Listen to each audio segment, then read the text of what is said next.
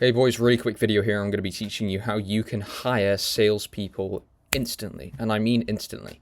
So for example, you're currently looking at my schedule. This is from, let's see here, when is this from? Monday 29th through till today, which is the 1st of January. Obviously, I think there's other stuff hold on, let's see if I got it last week. No, let's just leave it at this one. So this is basically the hiring schedule. This is all things to do with training, hiring, stuff like that, right? This is my second calendar. Now you can see all of these appointments are interviews with setters, appointment setters. You're probably thinking, well, how the hell do I find that many appointment setters so easily? Now, I'm going to be leaking quite a few good ways of doing it. Now, I don't really like my camera quality just because I've got the light behind me, so we'll keep on the screen. Now, the first and best way to do it is, first of all, understand how are you going to pay your setters? How are you going to get and attract good setters? I will tell you my commission structure right now because it is a very, very good commission structure. I'm going to pull open a Google document and literally just live in real time, we're going to tap, tap, tap on the keyboard and walk through it. Because if you don't have a good offer to bring to your appointment setters, why would they actually go ahead and speak to you?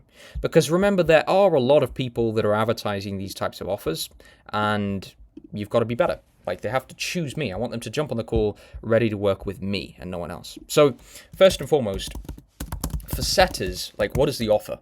And by the way, this goes for anyone, closes, this, that. You need to have a good offer. First of all, I give 10% of the closed deal.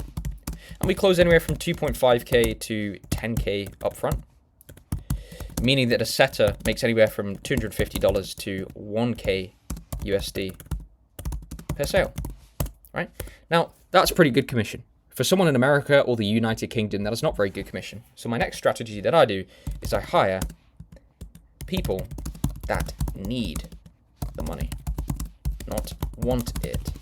Because the ones that need it will always go further than the ones that want it. Right, that is a really big thing for me to mention. What on earth am I even talking about here, right? So look, I could hire someone from the UK, or I could hire someone from Egypt. Or I could hire someone from South Africa. Or I could hire someone from, I don't really know where else. South America, maybe.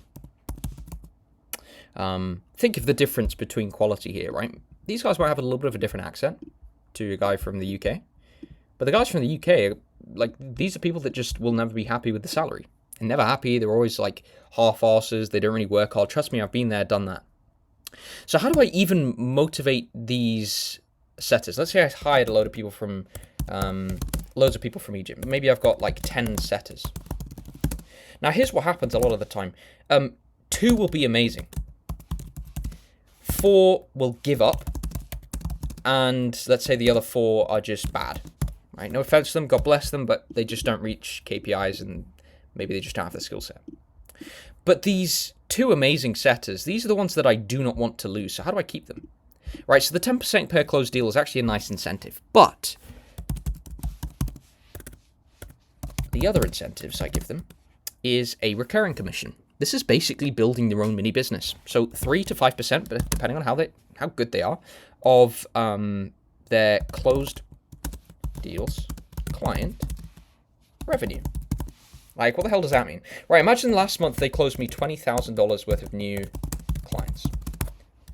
So they would have been paid, what, 2K on that? So they've got themselves a nice 2K commission, month 1. Next month, guess what they get at the end of the month? Well, they get 5% of that. So they actually end the month on 1K. Now let's imagine that next month they did another 20,000 in new clients. Okay, so this is the end of that month. Well, they would have just collected 1K from the last month, plus they would have made it 2K from the month that's just gone. Then the month after that, boys, you can see, I mean, look at this. When I show this to setters, my God, their face, they love it. And then the month after that, well, let's think about it. They closed, what? They've now got 40 grand worth of clients on MRR, which is monthly recurring revenue. I love monthly recurring revenue, and I do not really like PIFs, in all honesty. I love people paying me monthly, every single month. I know what I'm getting. Whereas PIFs, you're kind of degrading your value of your service a little bit. You're saying, oh, I'll knock the price if you pay up front. It's like, I don't want to do that. I want you guys to keep paying me. They'll pay me every month anyway because they don't want to lose the service, right? So I think prioritize monthly recurring revenue, guys. It's great. So yeah, I mean, let's say that. So they've done 4K, that's 2K they start the month on, plus another 2K. I mean, now they're on 4K, right?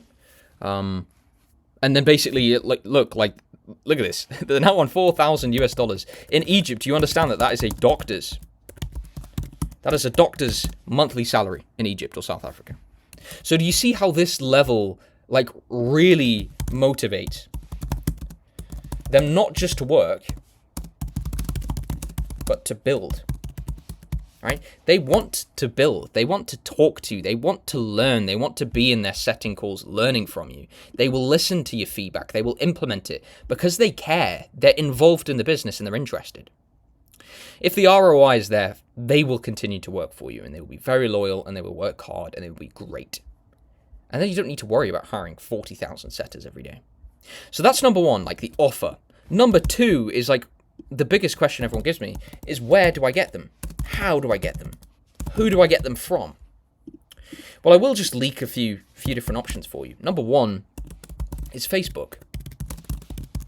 More in particular, Facebook groups, setters, closers, and you literally just post a message. You go to ChatGPT and you say, hey, ChatGPT, I need you to post me a closing. You know what? Let's do it right now. Let's do it right now, boys. Because otherwise, like, how the hell are you going to know? If I don't actually show you live on a call, are you really going to know? No, you're probably not. So let's do a prompt together. Okay. So let's go. I run, and you've got to give it context, right? Business. Need to hire. Remote. Setters. Is 10% per 1050 to 1K per sale. Hours are 3 p.m. to 11 p.m. time, Egypt time.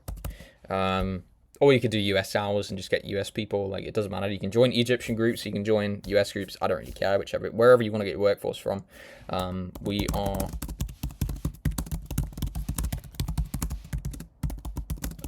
provided. Right, so let's just let it prompt. Basically, what it produces here, this is what you're going to use. You're going to basically take the job offer and you're going to keep posting it.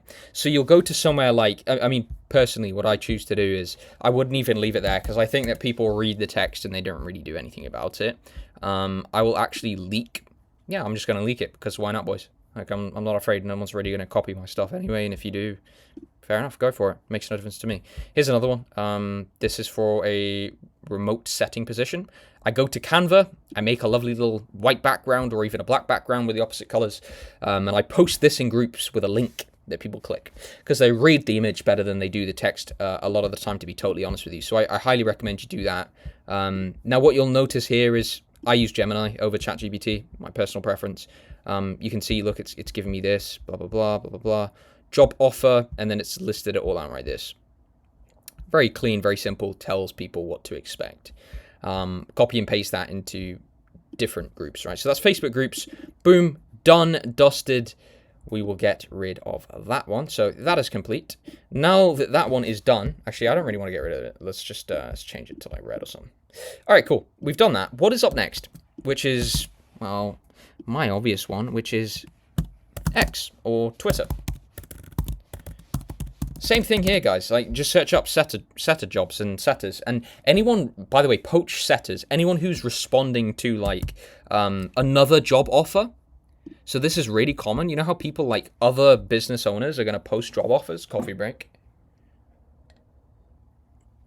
You need to poach their setters, steal them, voice note them, text them, make them feel welcome that you want them more. And they'll come to you. I just forward over the same voice message and steal setters. It's the easiest and fastest way. I don't post anymore. I just steal setters. I also run ads. So I'm not going to teach you to do this in this video because there's a lot of nuances with running ads, by the way, boys. I personally run ads to hire. I spend about $200 a day on hiring. However, here's the thing. You can get banned on Facebook if you do it wrong. If the text is wrong, if the layout's wrong, if what you say is wrong, you've got to declare it as a hiring ad. You have to tell them your LLC. I have a limited company too in the UK, so then they get confused. I've literally had to speak to Facebook on the phone, tell them, hey, listen, this is what I'm planning to do. This is my business. These are my documents.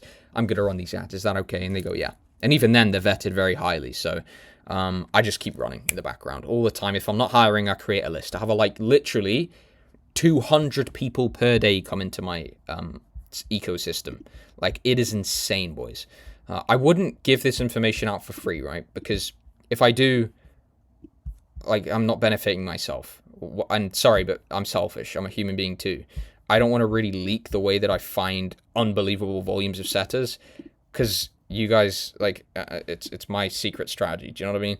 But I will share this with you. No, I lie. I'm not going to. Screw you. I'm going to take a screenshot instead of my Meta Ads Manager, because I don't want to actually show my Meta Ads Manager on the screen. Now, how do I put it in here? I'm going to add it in here, boys. Hold tight. Hold tight. Don't you worry. I'm putting up a screenshot so you can actually see, right? Because you've got to see it. You've got to know what I'm talking about. Here we go. Boom. Right, so this is Meta Ads Manager. You can see I get a $0.1 cost per qualified lead form. These are job applications coming through. If I spend $200 a day, can you imagine the sheer volume of inquiries I get per day? Like, look at that. Unreal. It's actually unreal. I can turn them on just like that. My calendar goes, boom, done, booked. And I can find 5 setters every hour, literally. But anyway, back to Twitter. Posts are the same. Poach setters. Okay. In terms of ads, I recommend you do stay away from it. Ads, avoid unless you have a good relationship with Meta. I spend probably over $2 million a year, if not more, probably even $5 million a year in Meta, in all of the accounts added together, on behalf of clients and on behalf of myself. So I do have a good relationship with Meta. I do have phone numbers and I do have emails. A lot of you probably won't have that level of contacts. So I do just recommend you stay away from it, unless you know someone that does have good contacts and they can run the ads on behalf of you, which, like, I don't do for people, but if you were my friend in a very close network, I would do it for you. But yeah, so that's just an example, boys, of kind of the 2 main ways. The other ways is Eman has a group. You know Eman Gadzi. Eman group. I've not really had a lot of success for this group. I forget even what it's called. Something like Foundation, right? It's this like $30 group that loads of setters join and learn. Like, so you do get a level of quality. Join that, put some job posts in there. Obviously message the admin first, be like, hey, I'm going to post this, is that cool? Otherwise you get banned. Post in that group, and that's awesome. Also network, right? I don't really want to leak my network, but I have a really good network of people who have actually trained me in the past, or they've been good to me in the past, and they've helped me get to the point I'm at right now. And these boys run coaching programs, like they run sales programs, and I literally just DM them on Instagram, and they post it in their groups for me, and they bring in loads of high quality closers and setters. So I do them a favor because it's like a two-way transaction. These friends, these influencers, like, they basically make money by giving that good product of helping people learn sales and then find a job in sales. I help by giving them a job in sales, and also at the same time it wins for me because I get setters and closers for free, basically. So network, get in some groups, pay to join some fucking groups. It doesn't matter, boys, just get in them. Network, and it'll get you some good quality setters. Another one is your existing team. How does the existing team one work, right? I've been asked this a few times because it's actually kind of like weird. It's something people don't really think about, right? So imagine I have a closer. No, let's say I have a setter called Dave. And I say to Dave, hey, Dave, you want to be a closer? And he says yes. And I say to Dave, okay, well, Dave, you can be, but I need you to find me 5 setters in your group. So most of my guys I've hired from groups in the past, and I say to them, listen, you got guys in your group, right? Okay, cool. Put some job posts for me, interview them for me, and then once we find 5 setters, I'll put you in a closer position. Boom. They've got an incentive to do it for you. So that is the kind of the last really good way of doing it. So you got network and obviously your existing team members. And just like that, guys, I mean, you've hired setters. I recommend that you produce SOPs, standard operating procedures, videos, documents that literally are dummy proof, and they teach guys what to do, what not to do. Otherwise, you literally end up with a bunch of tarts that don't know what to do. So that's how to manage the setting team as well. I'll probably produce a whole nother video because it's so long-winded, how you train and manage a team. But yeah, we'll leave it at that. Hope that helps.